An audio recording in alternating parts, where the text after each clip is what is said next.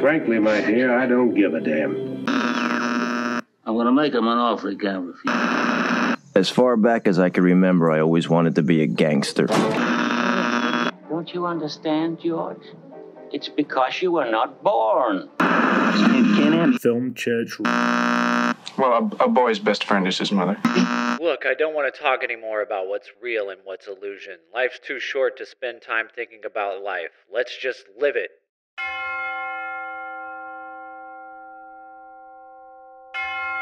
Hello, and welcome to Film Church Radio. This is the podcast that treats cinema as a religion. It's Sunday. I'm Lewis. And I'm Brandon. And we are here to talk about movies. Each week, Brandon and I alternate picking a film for us both to watch and discuss. This week, I picked The Purple Rose of Cairo from 1985, written and directed by Woody Allen and starring Mia Farrow and Jeff Daniels. Last week, we had done a full Greta Gerwig episode where we had discussed Barbie and Frances Ha. And Noah Baumbach, who directed that film, had said that Woody Allen was a huge inspiration while making it.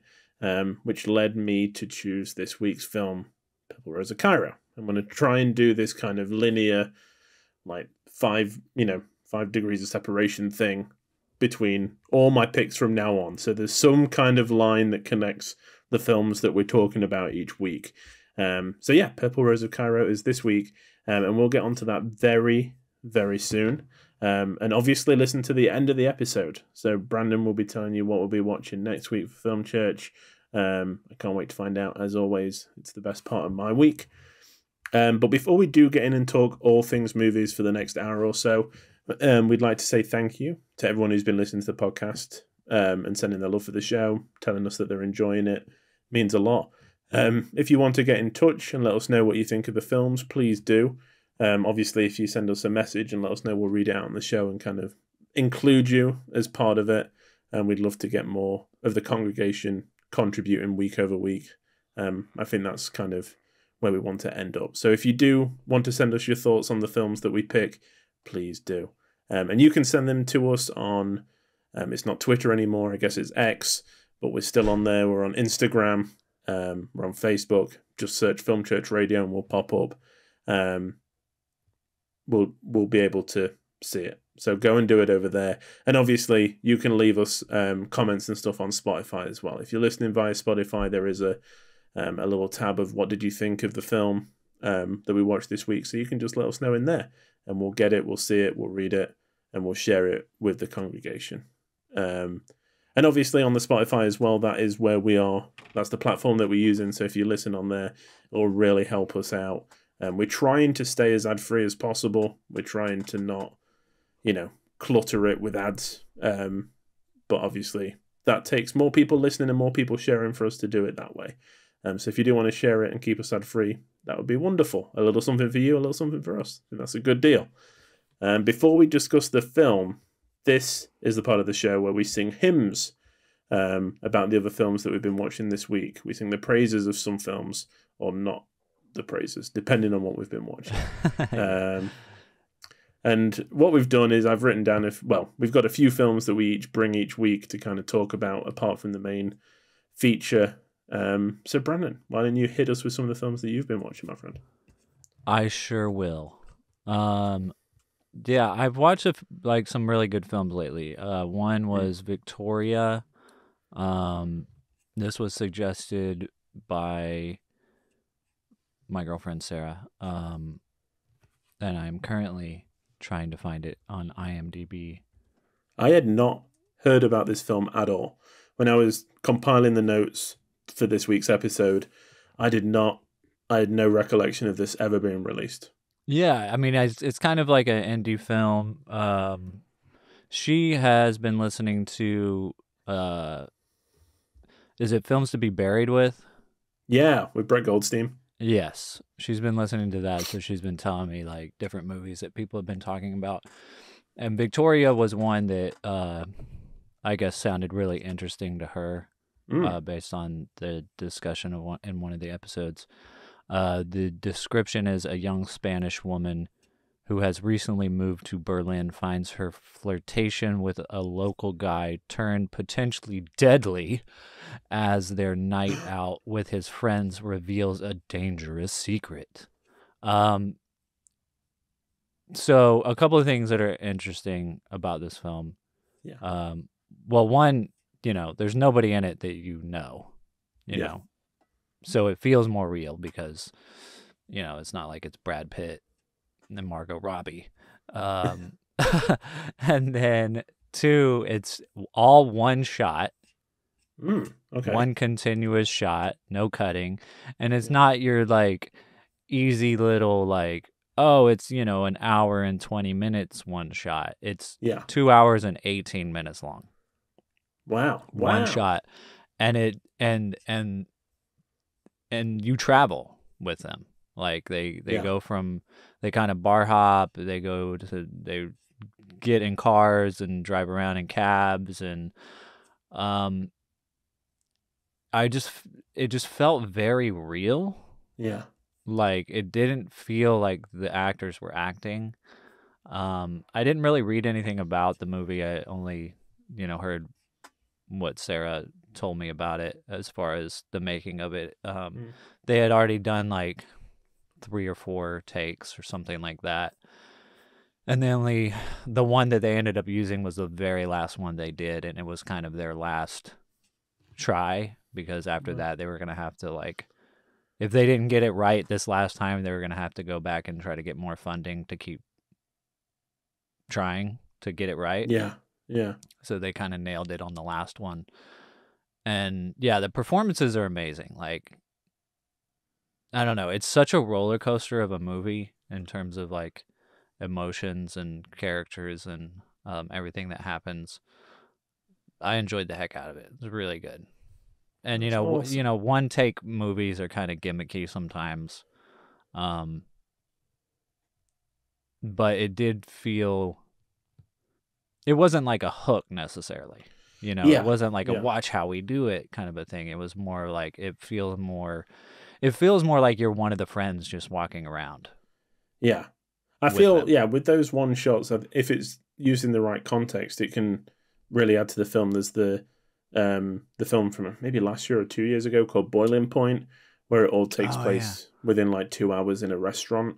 Yeah. And that is like used so that your heart rate doesn't drop.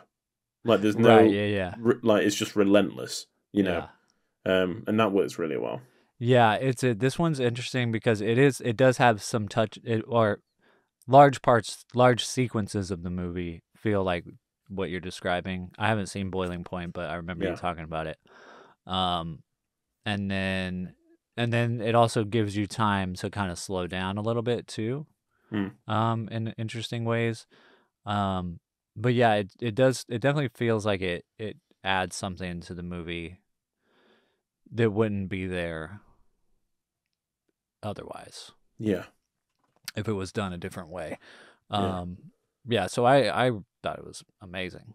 Definitely worth a watch. I think it was on one of the free services. We might have watched it on, there's like this app called Canopy with a K, where if you have a library subscription, it's kind of like getting a movie from a library, but you get it, stream it. You just got to put in your library card information. So that's kind of cool. I think it was on there. But really, really excellent film. I mean, I gave it 5 out of 5. I was like, this is amazing. That's good. Yeah. I'm going to be honest, I haven't heard of any of the 3 films that you watched this week. You haven't heard The Last Voyage of the Demeter? I haven't. Really? Yeah. You haven't even seen trailers? Nope. I feel like I've seen the trailer a lot this year.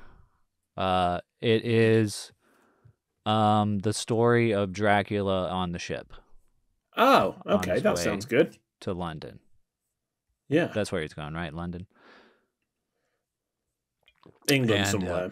England, yeah, somewhere in England. And so it's kind of like Alien on a ship. Oh, okay. Because, there's this monster aboard, a stowaway. Trailer looked way better than the movie. I was a bit disappointed with the movie. The first hour is pretty good. Sets everything up really well. I like the characters. And then at some point, I'm just like, I don't care about these characters anymore. Stop talking. Yeah. Yeah. Give me Dracula killing people, please. And yeah, I mean, I don't want to spoil anything for anybody that hasn't seen it, but I would, it's worth a watch. Like visually, it looks good. The ship looks amazing and costumes look amazing. I just feel like it just wasn't exactly what I wanted. Yeah. Based on the trailer and stuff. It's got Dave DeSmalchin in it and a character that is a lot more normal than I'm used to him playing. Yeah. Which is cool to see. But he's almost unrecognizable. It's because he's not weird. You know what I mean? Yeah. He's like does... not pale and he's got a beard. Yeah. Yeah. And Corey Hawkins, I'm just looking through while you're talking as well. I like Corey Hawkins. He's done some good stuff. Yeah, I'd be curious to see what you think. Like Dracula himself is so creepy. Yeah. He looks absolutely terrifying in the movie. But, I kind of wanted the opposite of Jaws. And they kind of went the Jaws way, where it's like, don't show him too much. Yeah. But yeah, I kind of wanted it to be a little more like, I mean, he does toy with them a little bit, but I kind of wanted the whole movie to be, I just wanted it to center more on Dracula as a main character and kind of follow Dracula going around the ship. Whereas it's more like staying with the characters and there's just a lot of dialogue of the characters being like, what could it be? Yeah. What is this black witchcraft? You Yeah. know? Yeah. And the whole time, they're just discussing too much like what it could be. And the whole time as an audience, you're just like, it's Dracula. Move on. Do you think it suffers from the same thing as the last Hobbit movie, where they stretch like a tiny bit of the book out as far as possible? Well, I mean, I don't know. It's like, not necessarily, because the premise is really great. It's yeah. I mean, why? It's like it's like I said, it's Alien except on a boat. Yeah. Instead of. I guess when you think of like Nosferatu, that is probably the scariest part of the film, is the part on the boat. Yeah. When he's like creeping around at night and stuff. Uh-huh. So it sounds like it should work, but it also sounds from your review that it just doesn't. It just didn't work that well for me. I mean, Stephen King tweeted about it and he said it was amazing. He loved it. Okay. So, I think he said something like it was, I don't want to misquote him, but he said something about it reminding him of like 70s horror movies.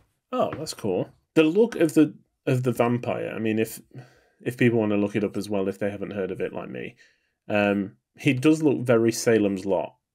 Which I don't know if that's just me kind of associating it because you mentioned Stephen King or not, but apparently Guillermo del Toro said, "I enjoyed Last Voyage of the Demeter so much. Gorgeous, lavish, and savage."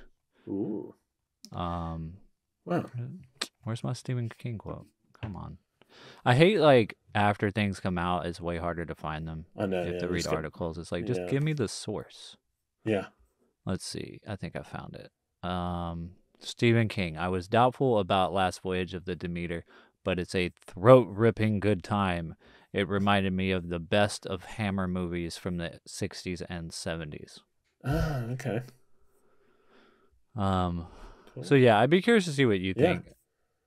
Yeah. Gonna have to track it down. I love a good bit of vampire action. It's just one of those things where like I don't know, it's like, sometimes I go to the cinema to kind of push my boundaries, to kind of like expand my mind, to explore something intellectual, or discover a new worldview. And sometimes I go to the movies to just like get on a roller coaster. Yeah. Like just to give me something that this is like crazy and visually amazing and whatever. Turn your mind I off think, for a while. Yeah, and I think that's what I wanted out of this movie. Yeah. I think it tried to be both, and I just wanted Dracula killing people. Yeah, there's nothing worse. I remember there was a book I was reading once, and I kind of figured out the twist about like 3 chapters in, and the rest of the book I was like, I know what's happening. Like this is not like, and I guess once you kind of are aware of what's annoying you, it's so easy to just focus on it and just be like, we know it's Dracula. Get on with killing people. You know, like let's get to the point that I want it to be at. Yeah. Yeah. Yeah, I just found myself getting more annoyed with the characters as the movie went on, and yeah. Anyway, I would watch it again. I think I'd be curious to see what you think. Yeah. I'll add it to the list. And then the other movie I watched was The Foot Fist Way. The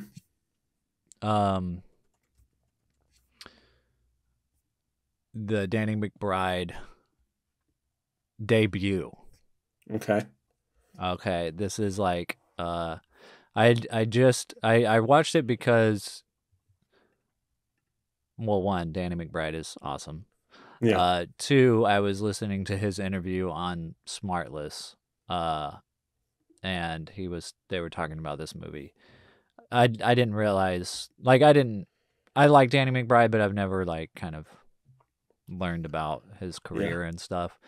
And I'm always interested in watching people's first films and like what kind of launched them. Yeah.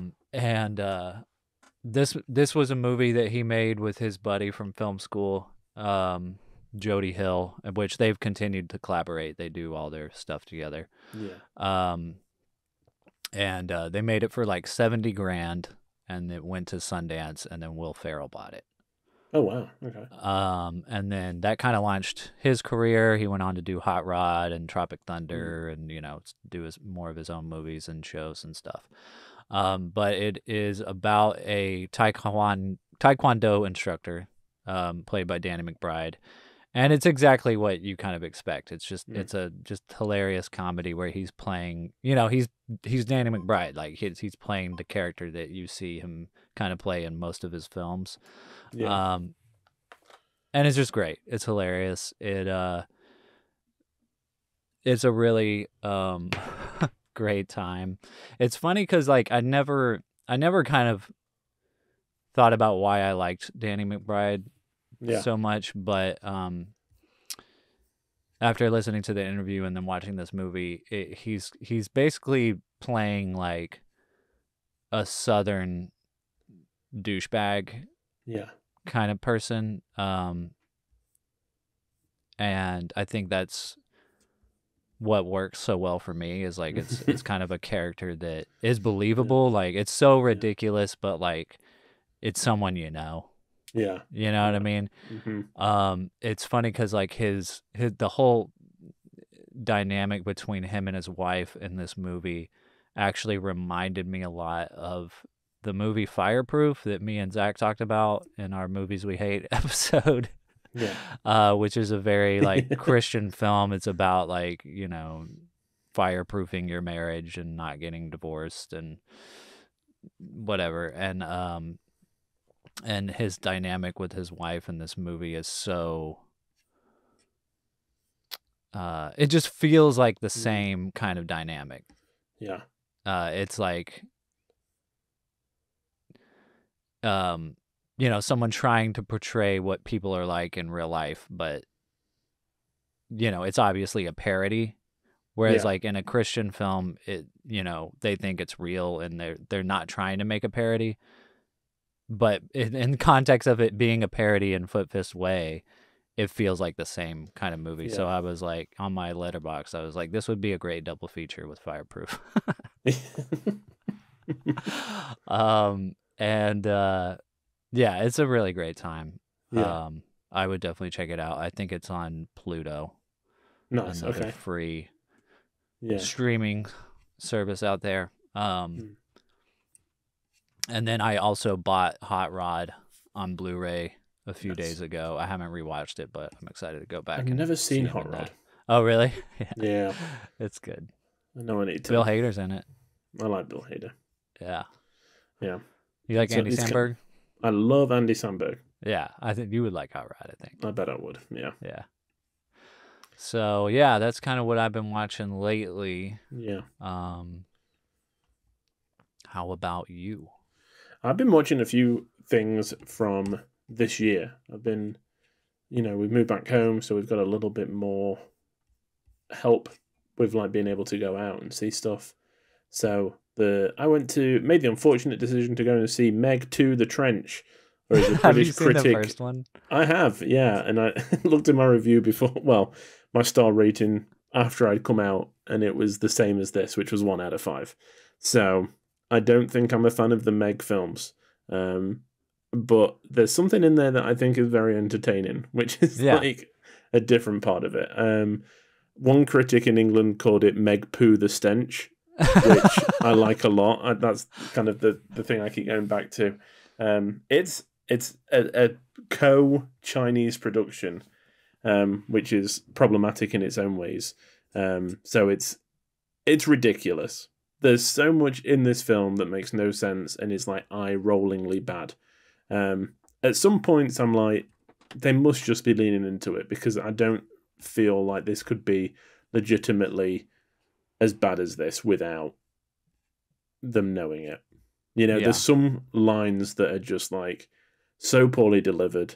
There's some set pieces that are so ridiculous. I mean, in the trailer, he holds a shark away from him with his foot, a Meg, and it's like that would not happen. None of this. None of this would happen. But I mean, do they just see it as like a step above Sharknado? Yeah. I mean, it's got to be, right? Yeah. It's got to just be like a bigger budget Sharknado, which is exactly what it goes for. It's like my eyes were rolling so hard that like I was watching the film. Your eyes were through the back of my head. Yeah. I was just like, I was constantly just like, oh my God, that's horrible. That's horribly delivered. What is happening here? But I had a blast. And I came out of it like smiling. Is it like one of those like you give it 1 star but you gave it a heart? Yeah, Not quite. pretty much. I mean, I was like, I had a really good time laughing at the ridiculousness of the film. Yeah. And if they were to do a Meg 3, I would go. Yeah. I would go and see it. It's something that I don't really want to watch again. And it's not made particularly well, I don't think, but it's a good time. Yeah. Nice. Well, it sounds like you had a better time than I did in Last Voyage of the Demeter. Yeah. I mean, like I said, the film itself is very poor. The script especially is absolutely terrible. Yeah. But it's like laughably bad. Yeah. It's good bad. Yeah. And then Chelsea and I caught up with No Hard Feelings, and the Jennifer Lawrence, Jennifer Lawrence, R-rated comedy. Yeah. That got a lot. It got a lot of publicity. I feel like when it came out, I feel like a lot of people were talking about it and like very surprised that she was in it. And after seeing it, I am also very surprised that she decided to do it. It's such a weird film. I don't really. It's never like sweet and like I don't know. It always feels wrong. Yeah. Because she's trying to basically sleep with like a 17-year-old to get a car. Yeah. And it just feels very weird. And they try and like, joke it up a little bit and make it seem that it's not a really big deal, but I just can't get past it. I'm just like, this is weird. Yeah. And gross. And it's like they can't really do like actually he's the guy that she's been looking for all along, because he's like half her age. Yeah. So even that would be weird, Right. And there's some very poorly written like backstory for her, and I just didn't really laugh. And for like this kind of like, I've been begging for this kind of film to come back. I do enjoy these, raunchy comedies, but just didn't do it. So I give it 2 out of 5. There is a scene that's got a lot of attention on like social media where she has a fight completely naked, which is very bizarre when it happens. Again, you're just like, what? What is happening here? Like, it's so weird. That is weird. Yeah, I don't know. It's like, is it just the times? I don't know if it's just the time. I mean, I didn't even find it that funny. You know, that's the biggest thing. I think that if it was like, I think of a few years ago, we were talking about like these kind of R-rated comedies making their way back into the mainstream. Potentially, there was like Blockers and like Game Night and stuff that was like, yeah, these are actually really funny and really like they work really, really well. And then they kind of died off, and it's like, if this is what we're getting instead, like I'd rather just go back and watch Blockers. Yeah, because that was such a good time. Tag. You know, yeah. But I mean, would this have worked in 2006? Would 2006 Lewis like this movie? Maybe if I mean, well, I was 25 at that point, so probably not. I think if I was like 15, I would have been like, hell yeah. No, 2006 you would have been. No, you would have been 2006. I would have been 15. Yeah. Yeah. I thought. Did you say 2016 or 2006? I said 2006. Oh, then yeah, it might have worked for me. Yeah. I probably would have been more like, yeah. But we should ask some 15-year-old boys if they like this movie. Yeah. We'll just approach them, get them into a screening room, and then get their feedback. It does have friend of the show Matthew Broderick in it, though. Oh. Yeah, which was nice. Is he the dad? Yeah, he is the dad. Yeah, looking very, I don't know, old. Yeah, he's a little bit chubby and he's got like kind of like shoulder length graying hair. It's weird. Yeah, and that's the other thing with him showing up. You're kind of reminded of like Ferris Bueller's Day Off. Yeah, which is like a really good like coming of age, like teenage story, and this is so just it kind like, of puts you in that mindset of like, hey, calm down. We're here to laugh. Yeah. But then you're like, it's cringy though. Yeah, exactly. So the whole time you're kind of like, oh, no, should I laugh at that? That's not, I don't know. And I don't think I'm a prude. I don't think I'm someone that kind of necessarily is like, is woke, but yeah, it just, I didn't find it that funny. So it's still kind of, icky. Weird. Because if the roles were reversed, it would be canceled. Yeah, exactly. And that's kind of that's what I was thinking after. I was like, if it was reversed, would it have made any difference? And then like I was like, no, it probably wouldn't have even been made. It would have just been this like horrible middle-aged actor that's, trying to get it off the ground to basically play a heartthrob that gets to sleep with a younger girl. Yeah. So after those two films, I kind of lost the will to live on new releases. So I went back 100 years and watched Greed from 1924, which has been on my to-watch list for such a long time. So I finally decided to tick it off. Directed by Eric von Stroheim, who plays the butler in Sunset Boulevard, based on a book that he apparently filmed every page for at great expense. And then the studio kind of took it and like chopped it up, cut it down from, I think was like 14 hours long or something, down to like 2.5. Wow. He was planning to do like double nights, so you'd have to go on like Friday and Saturday night, part 1 on Friday, part 2 on Saturday. Interesting. And spend like 12 hours in a cinema over 2 days.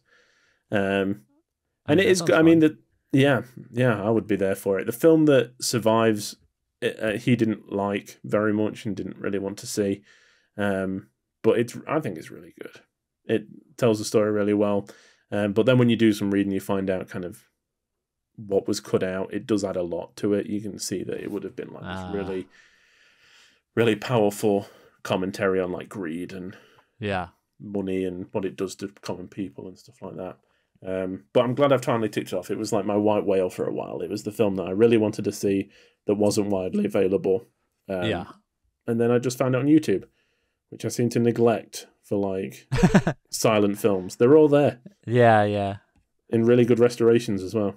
So But yeah, I just found it on YouTube and kind of watched it over a couple of days. So is it kind of like a thesis on greed? Kinda, yeah. It's like it tells the story of this this couple, and on their wedding day, she wins. She wins the lottery. She wins about £5,000, I think, which is I looked it up, equivalent to maybe around like $30,000 now, $300,000, something like that. It was, it's not like it's a lot of money. It's not like a life-changing amount of money. Yeah. And she's come from poverty and stuff, so she is wary to spend any of it. So she basically just hides it away, and they descend slowly into poverty. Nice. Won't spoil the ending because it's really good. But yeah, I was like, wow, this is an interesting take on it. Yeah. Cool. Yeah, it's good. So, greed. Get you some. Yeah. Apart from those films, though, that's everything that we've been watching normally, apart from one film, and that is going to be our feature presentation.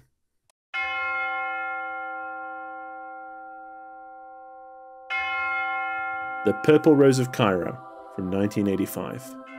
The tagline is, "She's finally met the man of her dreams. He's not real, but you can't have everything." And the letterbox summary goes, Cecilia is a waitress in New Jersey, living a dreary life during the Great Depression. Her only escape from her mundane reality is the movie theatre. After losing her job, Cecilia goes to see the Purple Rose of Cairo in hopes of raising her spirits, where she watches dashing archaeologist Tom Baxter time and again. Less of a summary, more of just like a setup, I would say, for that.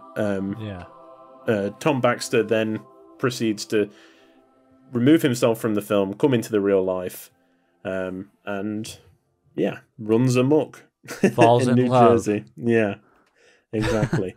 As I said at the top, picked this film due to the influence on Woody Allen on Noah Baumbach, and I know that Zach and yourself had talked about this film while I was away moving, and it was a Woody Allen film that I hadn't seen, so I was eager to tick it off the list, and this seemed like the perfect opportunity. And I know that you're not a huge fan of Woody Allen, so let's start with that. What did you think going into this film? Were you apprehensive?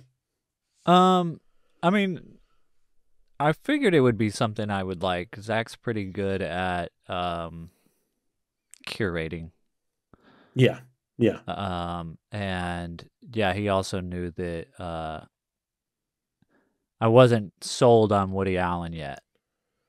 I haven't seen enough that I'm like, yeah, he is really good. It's like, nothing just like clicked with me yet. You know what I mean? I've seen a couple of his newer films and maybe a couple of his older films. So, but then as soon as it starts, it starts with a movie poster and then the movie theater and then this waitress, working at her diner, and clearly it's a tough job. Clearly she hates it, but she's just like talking about movies, and that's like what gives her life. Yeah. And she's I guess it's her sister in the movie. You don't know at first. You think it's just her friend. That they're just talking about movies, and I was like, oh, it's me and Lewis. But yeah, I was sold on the movie just right away. Sweet. It just completely sucked me in. It's all about It's a movie about the movies and someone who's just obsessed with movies, and uses it to escape her mundane, terrible, poor life, and I thought it was incredibly funny. Like, I was just laughing throughout the whole thing.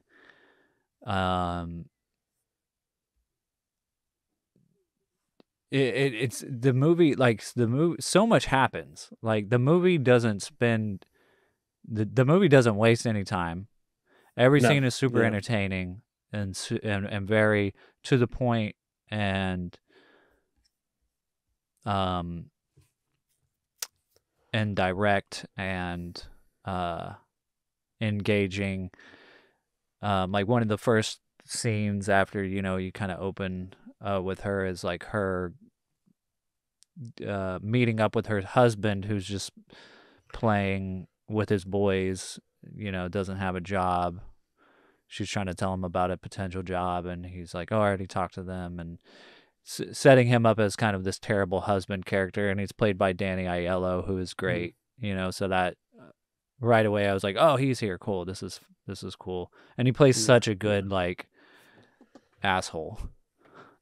Yeah, he does, yeah. And then also one of the first scenes where she's sitting at the movie theater watching a movie. It opens with the RKO logo, which immediately I was like, yeah, RKO, because like we kind of based our logo. Our logo is inspired. I wouldn't say we based it, but our logo is kind of inspired by the RKO radio picture logo. Yeah, I just had a great time. Not to like just say everything I think about it right off the bat, but I mean, yeah, amazing, funny, engaging movie. Loved all the characters, and also very similar to Barbie.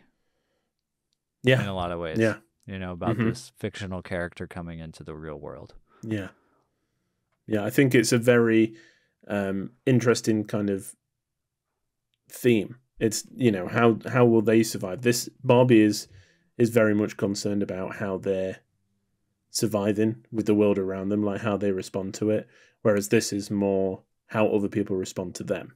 They're just like, oh, okay, well, I can, I've got loads of money, I can do, this is new. It normally fades to black, but hey, I'm excited to see it. Yeah. But yeah, it's a different kind of viewpoint. I went into this with a lot of hope. I was looking forward to it because, like I said, I watched a lot of Woody Allen films when I was younger, kind of really got into his style of comedy and things like that. Annie Hall is one of my favorites. Love Annie Hall. Yeah. So I was excited to go and see this.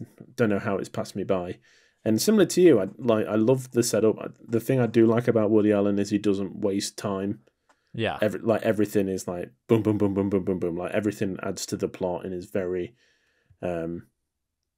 very relevant to what is happening around the characters. He also has a way to. I don't think all his jokes land, but I think the ones that do are really funny. Yeah, for sure. And I like his his view on everything.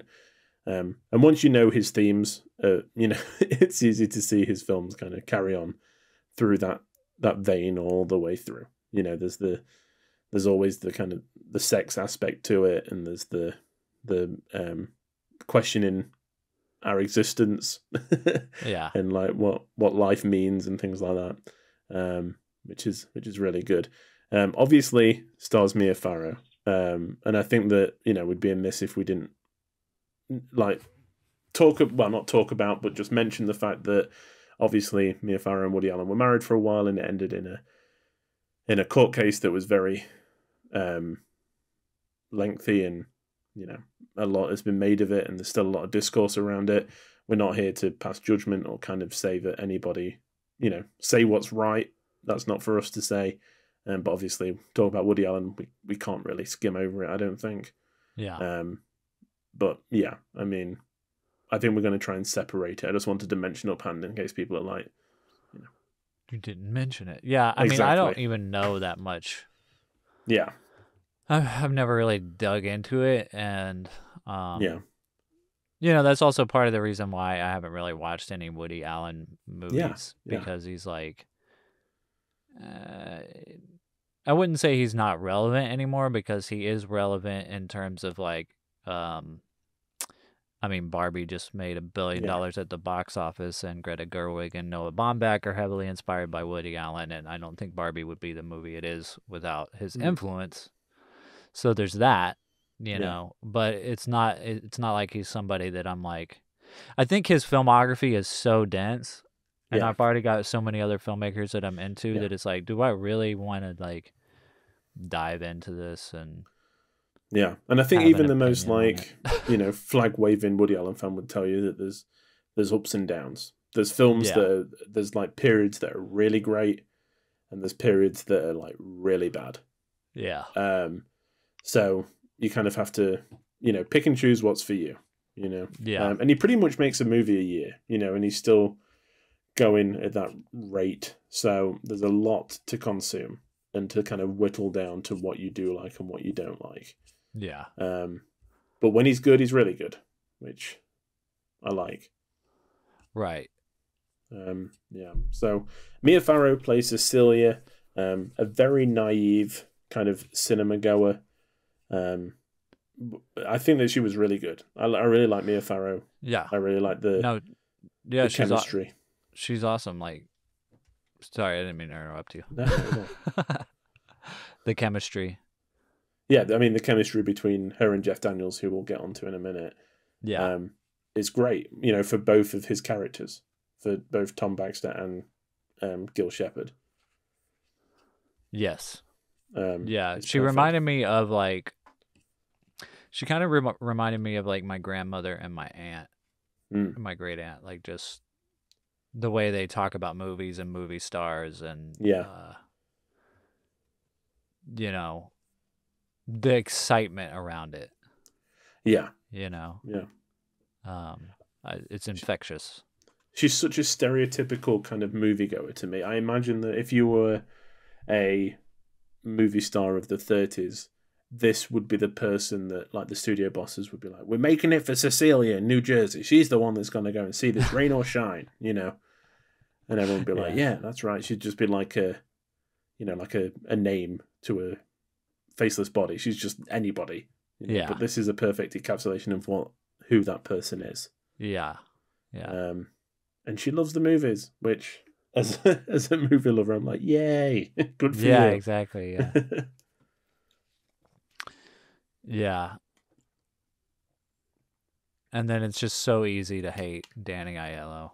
I know. I do feel that Danny Aiello is the weaker of the three cast members. Really? Yeah. I don't know what it is. There's a few times that I was just like, I don't know whether it's because Jeff Daniels is so good in this film that everyone is like pale by comparison. Yeah. But yeah, there's just, I don't know.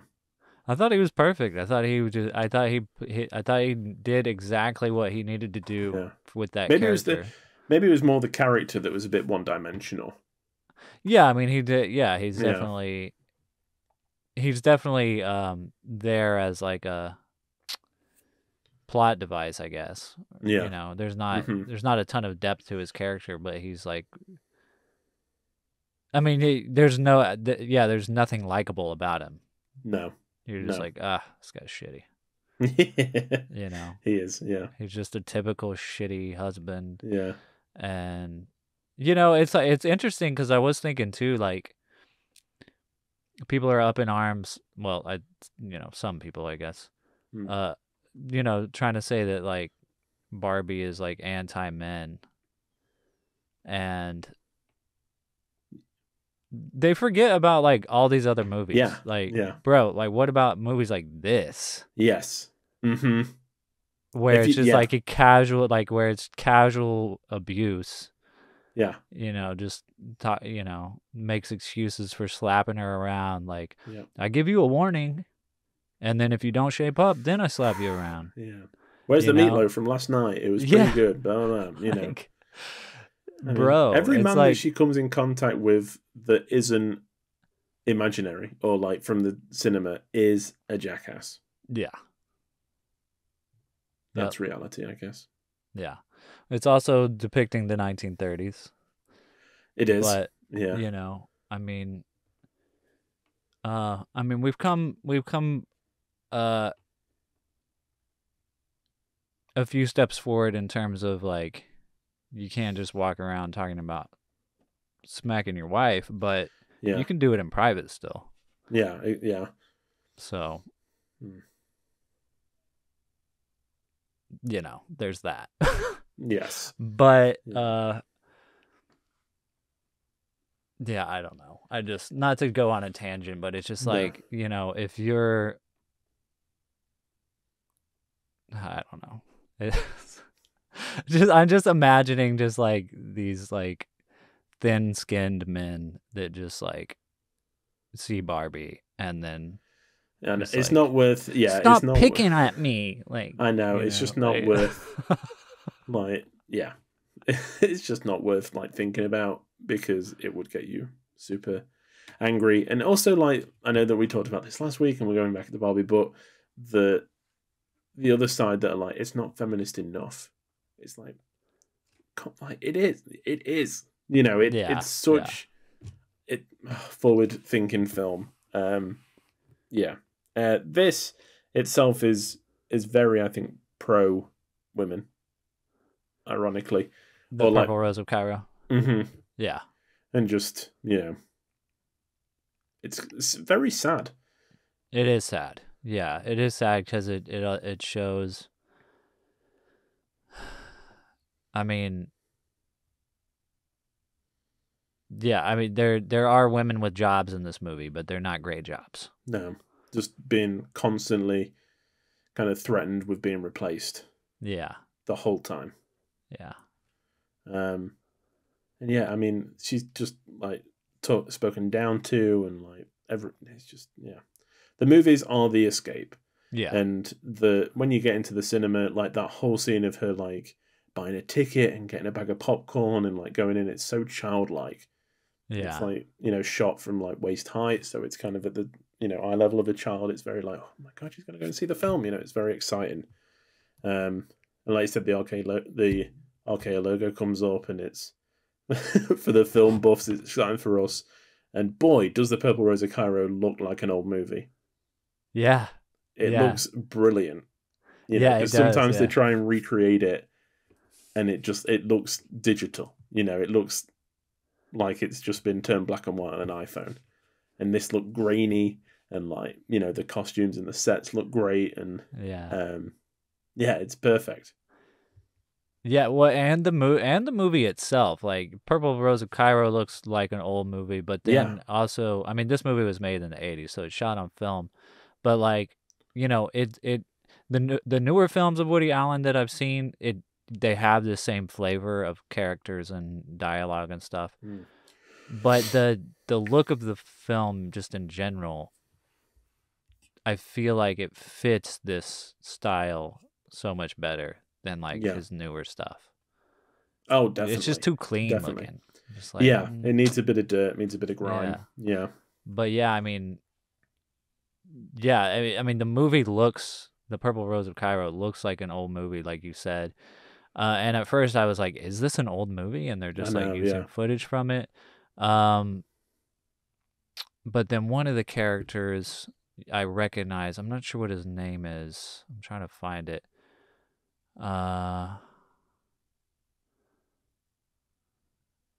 Doesn't help when their pictures aren't on IMDb. But I don't know. He plays like the rich woman's husband. And I know I've seen him in a lot of stuff. I want to say I've seen him in like Richie Rich. Yeah. Like that's what's popping. He's like the dad on Richie Rich or something. I can't think of the actor's name. Was he in Gilmore Girls as well? Is that sounds right? The same person. Yeah. Yeah. So I was like, okay, I know this is not actually an old movie. They're just making it look old. And then Jeff Daniels, holy crap! I've never seen him in anything where he's like this young. And I was like, whoa, this is like a different person. I know. He looks like a Hollywood leading man, which I don't think I've ever thought of before. Yeah, yeah. He's more like, you think of him more of like a character actor or something? Yeah. More of, like a sidekick or a character actor, not as like a dashing leading man. Right, yeah. Charming young boy. Yeah, exactly. And for me, I think that he gives the best performance. I think that it's award-winning, worthy performance. Absolutely, both of these characters. I mean, the scene in the brothel is brilliant. Just his, wide-eyed amazement at everything. Yeah. His performance there is fantastic all the way through. It's really good. Yeah. Yeah, he's just so like, I don't know. I hesitate to use the word boyish, I guess, because he's not like a small boy, Mm-hmm. But I guess compared to like the other things Yeah. I've seen him in, like I'm pretty sure the first thing I ever saw Jeff Daniels in was the 4.5 hour long Gettysburg movie. That, like I wasn't allowed to see Dumb and Dumber, but I saw the 4.5 hour movie on Gettysburg. and he's such a man in that movie. Like he has like the biggest mustache you've ever seen in your life. Yeah. And that's always what I've thought of him as. Mm-hmm. Like anything I've ever seen him in after that, I'm like, it's that guy with the mustache, but he doesn't have the mustache.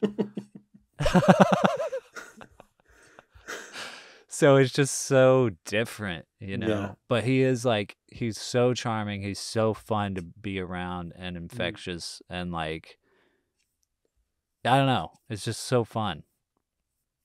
He is. And I think that I wasn't used to him.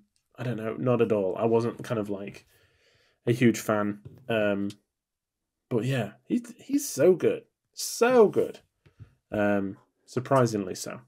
Not in like a, if there's any fans of Jeff Daniels out there or, whatever, I'm sorry. But I've never been like a huge fan. So yeah, this kind of turned it around a lot. Are you a fan of Dumb and Dumber? No. I watched it. I don't think I watched it young enough.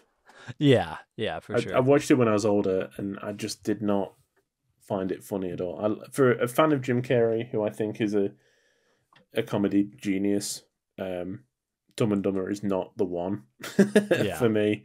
I don't know. I'm not a fan of people playing dumb. Yeah. In general, not the character. But yeah, not for me. Yeah, no, I feel you. Which is probably why this was such a surprise. Yeah, exactly. Yeah. Yeah. Yeah, it's been a long time since I've seen Dumb and Dumber. I would have to go back and rewatch it, but I feel like it would feel weird now watching it. Yeah, I think I watched it rather not recently, like within the last 10 years. Yeah. And yeah. And they did do a sequel, didn't they? They definitely did. Years. Yeah. Dumb and Dumber 2, spelled T-O.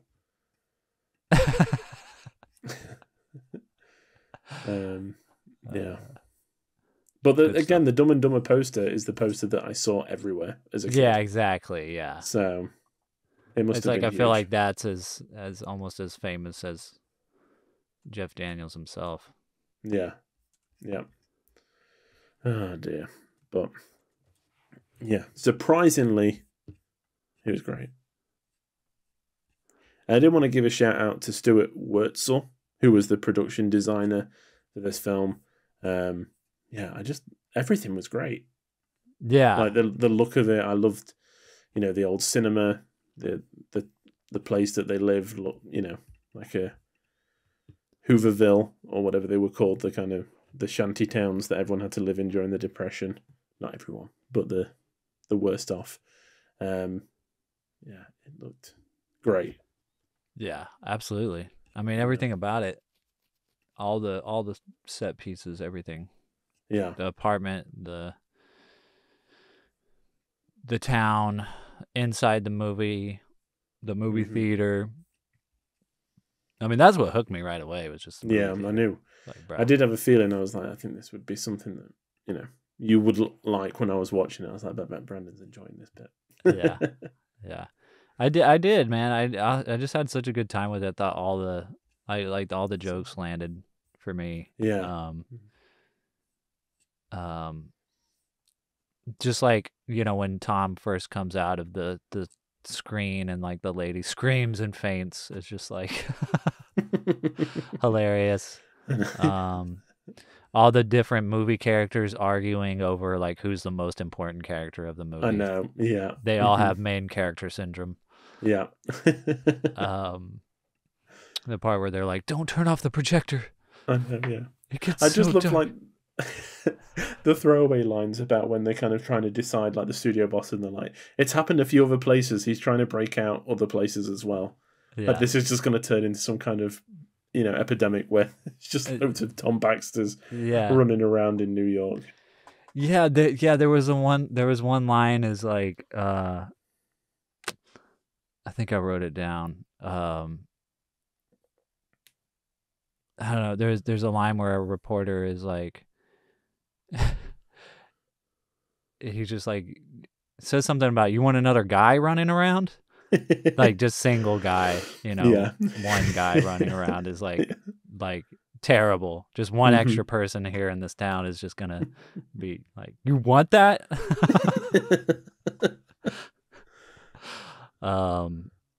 The quote that I wrote down was more about like I feel like I said earlier, there was like these sort of things that kind of snuck in as jokes, like the quote about like God and religion, about when they go to the church and Cecile's like, "This is a church, this is where God lives," and she's like, talk about something much bigger than that, like because he thinks it's the writers, yeah, a reason for everything. Otherwise, it'll be like a movie with no point and no happy ending. And she does not get a happy ending. Yeah, it's like, does the movie have a point or a happy ending? Exactly. Yeah. No. So, but I mean, I know Woody Allen is very kind of, he questions God a lot, but I like those themes. I like that kind of, there's subtlety. It's not like, if God was here, I would have ended up with the right person. Yeah. You know, it was very kind of, subtle when you look at it. Yeah, because she's not like, Cecilia as a character, she's not like, really questioning things. She's not like, "Why have you done this to me, God? Why is life this way? Why this? Why that?" She just kind of deals with life. She goes to her job, and she's got, she's got the one thing that she enjoys, which is the movies, and and she accepts it. That's just the way it is, the way things are. Yeah. And obviously she can't choose. I mean, at the end, for people that haven't really seen it, she has to choose between the fictional Tom Baxter and the actor who plays Tom Baxter in real life, Gil Shepherd. And obviously she can't choose Tom because he's fictional. And like lives in a movie that will be turned off. The projector will be turned off as soon as he returns to it. So she chooses Gil just to find out that he was only doing it to get Tom to go back into the movie, pretty much. Yeah. And he leaves town and leaves it kind of high and dry. And it's got like a phenomenal last shot where she goes in, she kind of goes in to see a Fred Astaire, Ginger Rogers musical. And it just holds on her face as she's watching it. And there's like a kind of, she's sad and upset and stuff, but there's a kind of peace that she's back where she feels most comfortable in front of the cinema screen. Yeah. Which is really beautifully done. Yeah. I know that after the film was previewed, like the test audiences said that if the ending was changed, it would have been even better, like if she'd actually ended up with someone. But Alan refused, saying that like the way that it ends is the reason he made it. Yeah. I like the ending. I think me too. Yeah. It's depressing, but it's not like, you don't necessarily feel like, I don't know. For a film that is so fantastical, it's kind of like it makes sense. At the end of it, you're like, okay, this is kind of the most realistic way that this film could have ended. Yeah, and it is open-ended because it's like she has all her stuff packed. Yeah, she might not go back to her husband, hopefully, but it's like she might. Yeah. You get a feeling that she'll probably be stuck in this routine forever. Yeah.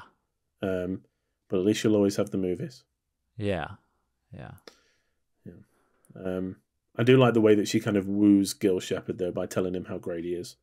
And just kind of feeding into his psyche of like, you should play more dramatic roles. I think you should be the leading man more. And he's like, Yeah. oh my God, yes. Do you think that all that was real, though? Was he just playing it up? I think that part was probably real, Yeah. you know. But I think that probably once he realised that he was going to get Tom Baxter back into the film and his career would be okay, that he would be fine. Yeah. So, and yeah, I mean, they mentioned Fatty Arbuckle as well, which got a thumbs up from me. So when they're talking When did they about mention? I think it's his agent that's like, there's a Tom Baxter running around and he might be, you know, assaulting women and killing people, and we all know what happened to Fatty Arbuckle. And Gil's like, okay, I'll go there right away. Yeah. I like the part where like the opening scene with Gil Shepard, where you see Jeff Daniels as Gil Shepard, the actor. He's like talking about his career, and he's like, you should really talk to my dialogue coach. He's a genius. And then in the same, like, I think it's the same shot. Like, by the time you get to the end of the scene, he's like, I'm going to sue my dialogue coach.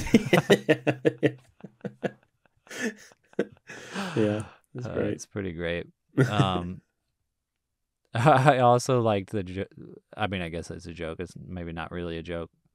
It's probably pretty true, where where they're like,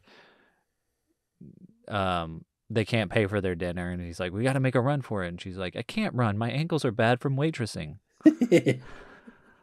Yeah. It's pretty intense. Yeah, there's a few like really well written, like you said, just they're not even jokes, it's just kind of the way the words are assembled. Yeah. That are just humorous, you know. And he's got a really good eye for putting them in the right order. Yeah. You know, making them seem entertaining. And I like the fact that even though it was just, I mean, making a comment on what we see every day now, it's just people sitting around in a room playing cards, that people are just sitting there watching it happen. Like, oh, we just enjoy watching real life.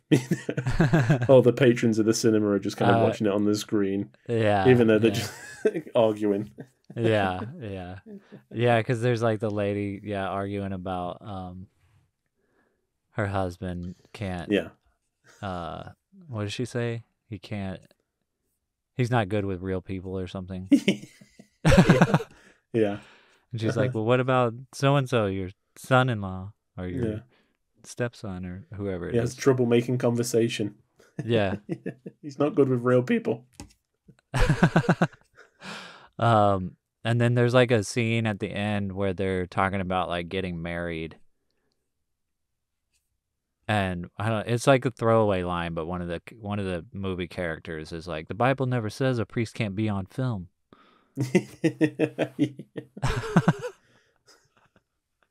I love the way he pops up as well in that scene where he's just kind of blocking the camera shot.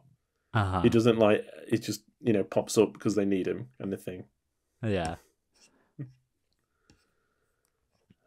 Yeah, man, such a great time, such a fun movie. I'm definitely going to watch it a few more times. Me too. Yeah, it kind of made me nostalgic for, you know, discovering more early Woody Allen, I guess. You know, the first time I watched Manhattan and stuff, I was like, wow, this is cool. This is, you know, the kind of films that I've been looking for. So yeah, probably going to go back and try and tick a few more off some of the earlier ones that I haven't seen. Because this was a really good time. I had a great time. So do you want to go through and guess what the other person had rated this on Letterboxd? Let's do it. Cool. Okay, I'll go first. I think I had a really good time with it. I think you gave it a 4 out of 5. All right. I think you gave it a 4 out of 5. You would be correct. I did give it a 4 out of 5. Nice. I gave it a 5. Ooh, okay, cool. I really liked it. Yeah. It's great. Yeah. Yeah. It is. I think for me, like I said, the Danny Aiello character, I didn't think he was super well written. Yeah. But I mean, He didn't have to be. I understand that, you know. Yeah. I don't know what it was. Maybe, again, something I just need to watch again. I was too busy worrying about the story to pay attention to the film as a whole. Need to go and watch it again, and then it'll be bumping up. But yeah, a good, solid 4. Yeah, that's a good number. Yeah. Watch it, people. Yeah, it's really, really good. A really entertaining trip into the movies. And obviously, is very much like Sherlock Jr. Which Alan said was not an inspiration at all, but yeah, yeah, right, yeah. So Bram, what are we going to be watching next week? Are you ready for this? I hope so. We're going to keep going along the same theme here. Ooh. We're going to watch from 1993, Last Action Hero. For a split second, I was like, when did Dumb and Dumber come out? I think it was 94. Wow. I was a bit worried. Pretty close. Yeah. Oh, Last Action Hero. Oh, I have seen this before. Yeah. I saw you didn't rate it very highly, but... Yeah. But this was a long time ago. Yeah, this is a movie. I mean, I've seen it. It's been a really long time. I remember Zach saying something about it when we did our Seventh Steel episode. Yeah. And... yeah, I've just been watching more Schwarzenegger lately. Nice. And wanted to. I watched his documentary also on Netflix, so was wanting to go back and rewatch this, and it's perfect time because it's about an action movie character coming into the real world. Perfect. Flows through seamlessly. Yeah. I love it. All right. Awesome. Looking forward to it. That'll be next week. So that brings us to the end of the show for this week. You can find the show on Twitter and Instagram at Film Church Radio, and you can follow us individually on Letterboxd. Brandon is at Salmonscope, and I am at WalkerLewis3007. You can keep up with what we've been watching there. If you want to go ahead and send us some comments about the films that we're watching, again, please do. We also have all of our back episodes streaming on our good podcast platforms, so you can go and check them out, leave us a rating review, all that good stuff. We'd love you for it. Thank you so much for being here. Thank you for watching The Purple Rose of Cairo with us, hearing us talk about it, and we hope to see you next week for more Film Church Radio. But Brandon, the only thing left to say is...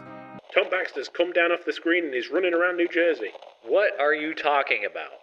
I just spoke to Raoul Hirsch. Nobody knows how it happened, and he's done it. How could he do that? It's not physically possible. In New Jersey, anything can happen. That it can. Amen. Amen.